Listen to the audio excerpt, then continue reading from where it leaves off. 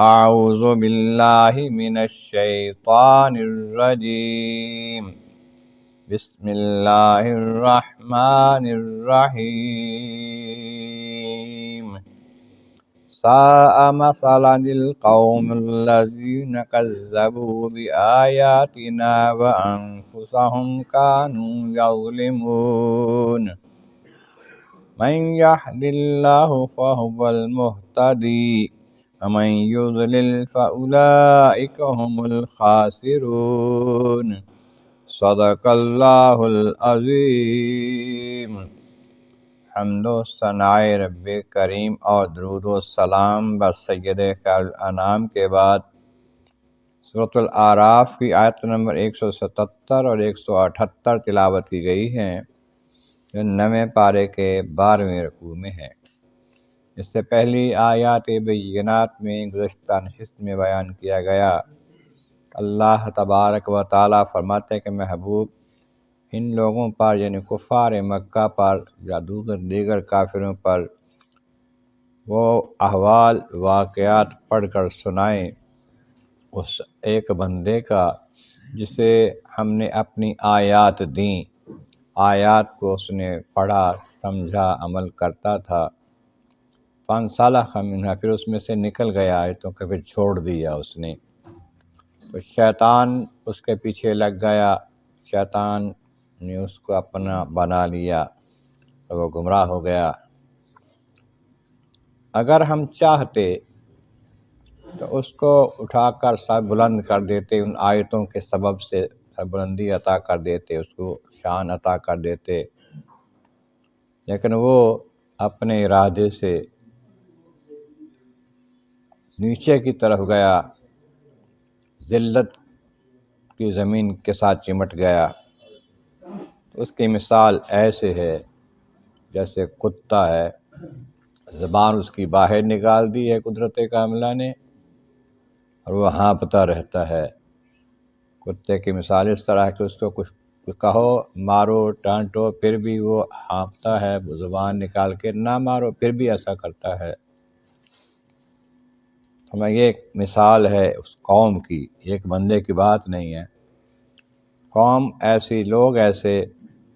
جو ہماری آیات کو جھٹلاتے ہیں، آیات ان کو پہنچتی ہیں، سمجھتے بھی ہیں کہ ٹھیک ہے، پھر انکار کر دیتے ہیں، جان بوجھ کر جھٹلاتے ہیں، ان سب کا یہی حال ہے۔ تو ان لوگوں کو نصیحت سناؤ، ان لوگوں کو بتاؤ، ہو سکتا ہے یہ دھیان دیں، توجہ کریں۔ اور فرمایا کہ ساری قوم کی مثال، اس گروہ کی مثال جنہوں نے ہماری آیات کو جھٹلایا، آیات کا انکار کیا جان بوجھ کر، اور وہ لوگ اپنی جانوں پر ظلم کرتے ہیں، کسی کا کچھ نہیں بگاڑتے، اپنا نقصان کرتے ہیں، اپنی جانوں پہ ظلم کرتے ہیں، جہنم میں ڈالیں گے اپنے آپ کو اپنے ان کرتوتوں کی وجہ سے۔ دوسری طرف فرمایا کہ جسے اللہ تعالیٰ ہدایت دے اپنے کرم سے، اپنے فضل سے، اپنی مہربانی سے، وہ ہدایت یافتہ ہوتا ہے، کہ وہ جتنا مرضی کوئی نیکوکار ہو، پرہیزگار ہو، متقی ہو، بڑا محنتی ہو، لیکن یہ نہ سمجھے گا اپنے آپ ہوں میں، اللہ کی عطا سے ہوتا ہے، اللہ کے کرم سے ہوتا ہے۔ جیسے نبی پاک صلی اللہ علیہ وسلم نے فرمایا، اللہ تعالیٰ کے فضل و کرم کے بغیر کوئی جنت میں نہیں جائے گا، اور اس کی حضور آپ بھی فرمایا، ہاں میں بھی، اس کے فضل سے ہی جہنم سے بچنا ہے اور جنت میں جانا ہے، اس کے فضل و کرم کے سوا کوئی نہیں جا سکتا، اس کی دعا کرتے رہنے چاہیے۔ دوسری طرف فرمایا کہ وہیں یضلل، جسے وہ گمراہ کر دے تو وہ ہمیشہ وہ اصل میں خسارے والے، نقصان والے۔ گمراہ کر دے کا معنی یہ ہے کہ جو بندہ ہٹ دھرمی کرتا ہے، حق کی طرف نہیں آتا، ضد کرتا ہے، تو چھوڑ دیا جاتا ہے، ٹھیک ہے بھائی، اس کو گمراہ کرنا، اس کا مفہوم یہ ہے کہ وہ اب پھر جہنم میں جائے، اگر نہیں باز آتا تو وہ گمراہ ہے، جب وہ گمراہ ہے تو وہ اپنا نقصان کر رہا ہے، نقصان پانے والا حقیقت میں وہ ہے جو گمراہ ہے۔ دنیا کا مال و اسباب جو اس میں کمی بیشی ہو جانا یہ نقصان نہیں ہے، یہ عارضی چیز ہے نا۔ دنیا کا مال و متاع آ جائے پھر بھی کوئی بات نہیں، چلا جائے پھر بھی کوئی بات نہیں، لیکن آخرت اچھی ہو جائے۔ انت پالا سو پالا، جس کا انجام اچھا ہے وہ اچھا ہے۔ جیسے حدیث پاک میں گزرا، اللہ کریم جل شانہ نے سب کی قسمتیں لکھ دی ہیں، تو آخر جس کی قسمت میں جنت لکھی ہے، نیکی لکھی ہے، ساری زندگی وہ برائیاں کرتا رہے، لیکن مرنے سے پہلے وہ سیدھے راستے پہ آ جاتا ہے، نیکیاں کرنی شروع کر دیتا ہے، جنت اس کی قسمت میں چلی جاتی ہے۔ جس کی قسمت میں جہنم لکھی ہے، چاہے وہ دنیا میں زندگی بھر نیکیاں کرتا رہے، بڑا مرے پرہیزگار بنے، متقی بنے، لیکن انجام کار بننے سے پہلے اس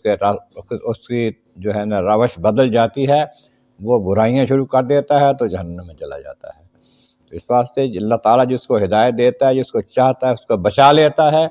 اور کرم فرما دیتا ہے، وہ ہدایت یافتہ ہو جاتا ہے، وہ دو جہاں میں کامیاب ہو جاتا ہے۔ اور جس پر یہ پروردگار ایسی مہربانی نہیں فرماتا،